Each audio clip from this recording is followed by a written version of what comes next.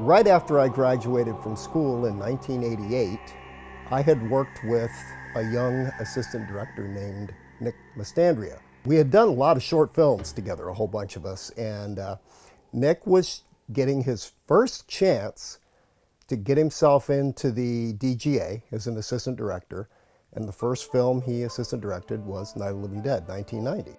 And I was actually working at my dad's office at that time, right after I graduated, while I was waiting to go back down to Columbus, and we started up our own film company. But I got a phone call.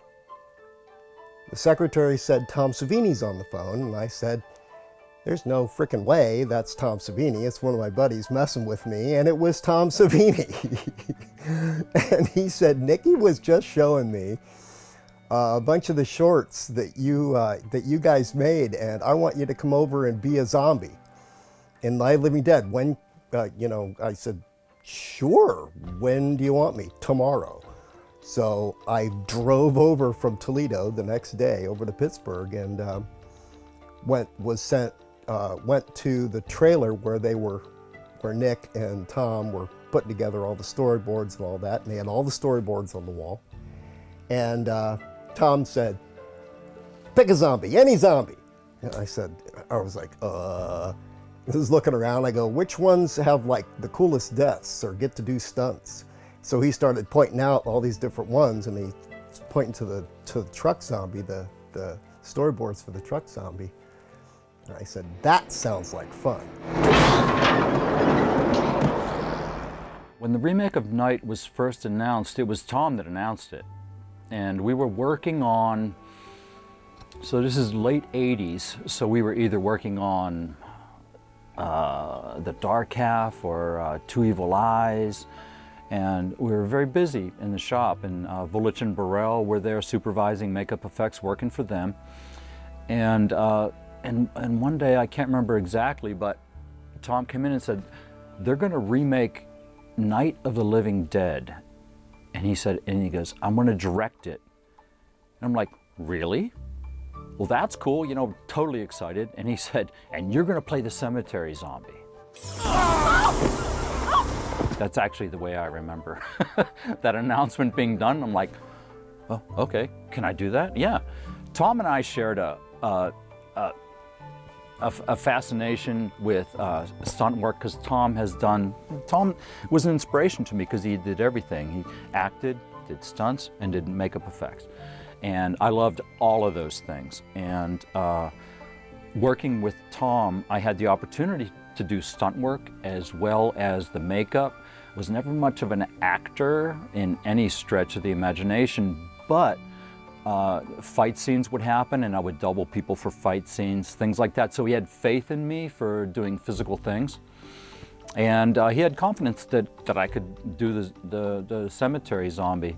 And John Vulich did a amazing makeup that made me look, elderly, injured, dead. So Tom and Nick sent me down to the shop, the effects shop, to meet Everett Burrell and John Vulich, and that was the first day I ever met them. And we actually did the head cast for that, for the dummy that they used to get hit by the truck that day.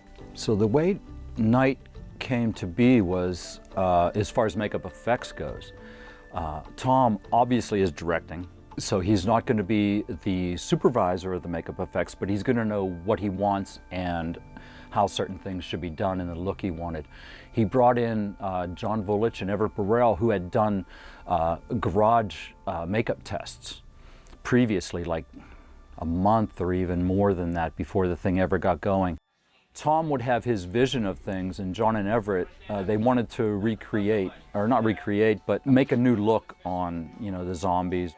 They wanted to reinvent the idea of these kinds of makeups. So they got to work on it and try to do very, very accurate sculptures with serious anatomy in mind and emaciated looks, researching Auschwitz, painful things like that.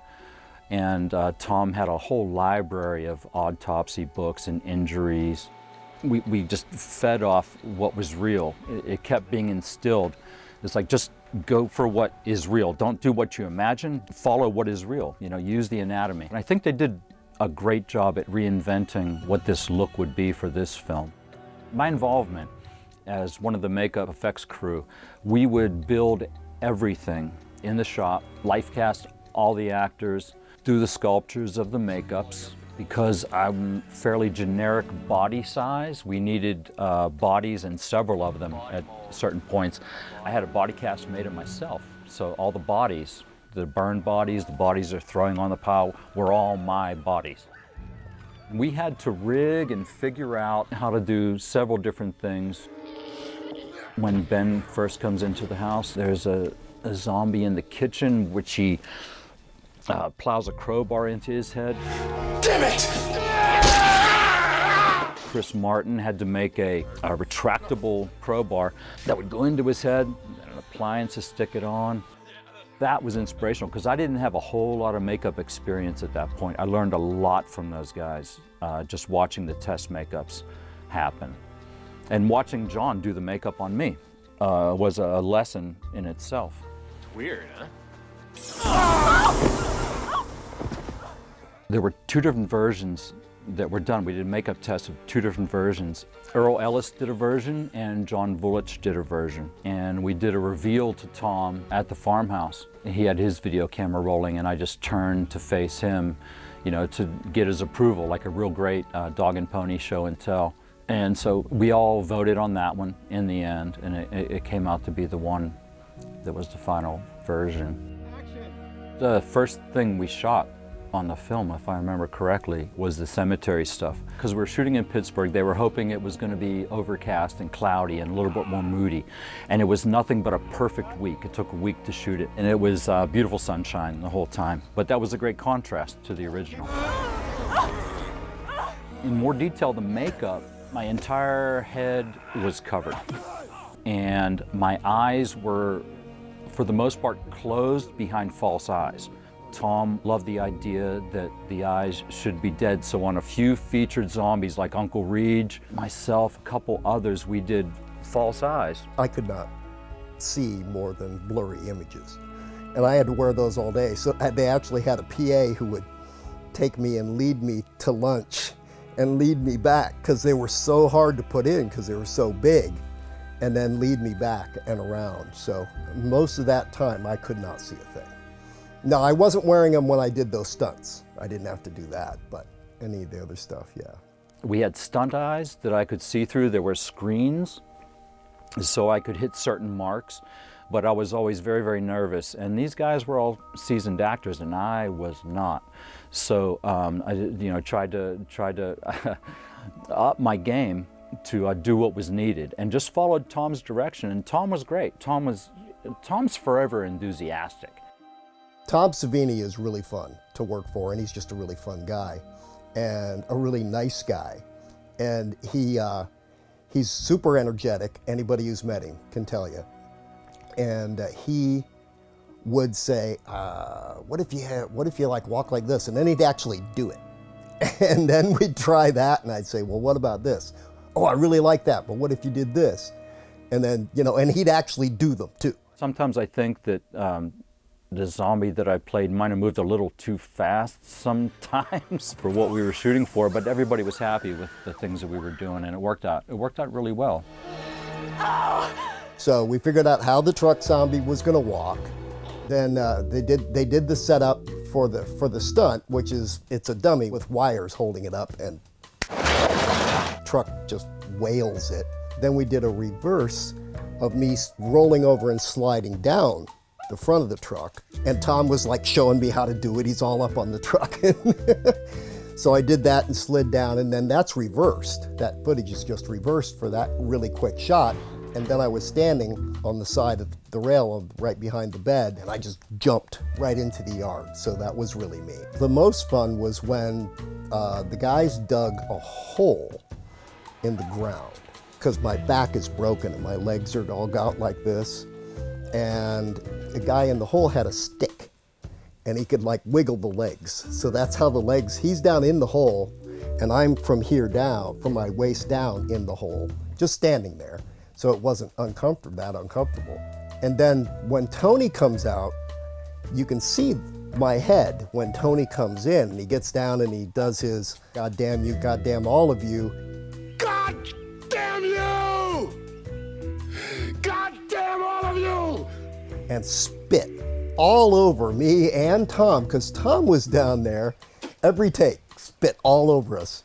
Tom himself, anybody else could have done this, but no, Tom wanted to do it, which is awesome because you have total trust in him. And he was lying on the ground right next to me, reaching over, and had a hold of my arm. And when the camera, and he could see as soon as the camera tilted up just to Tony, he could see when that happened and I was out of frame, and he just yanked me out of the way. Tony actually jammed a real crowbar into the ground right where my head had been. So that was fun. We did 3 or 4 takes of that. And I couldn't see anything, so I was just, okay, I trust you. You are going to get me out of the way, right? Yeah. The first week was shooting the cemetery, and it took a week, or maybe those 5 days of that first week of shooting. It was fun, and there was stunt work involved with it. Whenever the cemetery zombie kills Mosley, we had a dummy built of Bill Mosley that I fell on a real tombstone. So fake Bill Mosley, real tombstone. And had to land just right. And then being dragged by the car, rolling off the car, all those things, which led to Barbara rolling the car downhill. But they were great. Everybody was very, very supportive, and we just kept putting it together piece by piece. George Romero was around on the show. I was still starstruck by him, because it's such an inspiration. He was always around, and he was always friendly and supportive, and he and Tom would consult, and he was letting Tom run the show, and it was just great to be around him and to interact with him. He was such a nice guy. George was just this big, gentle giant. Got to meet George when I was there, and I just remember what kind of a gentle giant he was. And he was big. I mean, I had no idea. I'm like looking it up like at him, and I swear his hand was like shaking a bear's paw. He was a big guy. He had a great sense of humor, and totally supportive. It was a great experience. I kept looking around going like, look where I am now, because all those guys meant so much to me, and it was great to be a part of it. A little dream come true there. So that was a thrill, something I will always remember. After the film was done and we finally watched it, there was a premiere in Pittsburgh, and we went to see it. I was always concerned how it would be compared to the original. And I think there was criticism about it, but also the film had new twists. And I think the film has even aged even better than the initial reaction to it. A lot of the early negative stuff, or it not taking off, was because most of the early first viewers of it, in the first few years even, were already fans of Night of the Living Dead. And remakes don't always make those folks happy. When it started to become bigger and bigger and bigger was when there are a whole lot of people now who saw that film when they were very young, and they never had seen the first one. And that was the horror film that they saw when they were a kid. And that is where it really took off. Working on the remake of Night, when I was just fledgling, wanting to do this, and still a kid really, to be in that environment and to be in huddles with George Romero and Tom Savini, and just to enjoy that, and the Pittsburgh filmmaking family, being all around familiar faces, and getting to know these people, that was such a great experience. to just to be part of it. People come up to me in the middle of nowhere and say, "Were you in Night of the Living Dead?" A lot of them would say, "You are the scariest zombie in any movie I've ever seen, and I've seen them all." And I'm like, "Really?" So that was pretty cool. The whole Romero, Savini, Pittsburgh film experience for the several films I did with all of those guys, you always felt like a great family. And I love that. And when that happens again, and it has happened in my career, you always treasure that, as opposed to just kind of going to work and doing your job.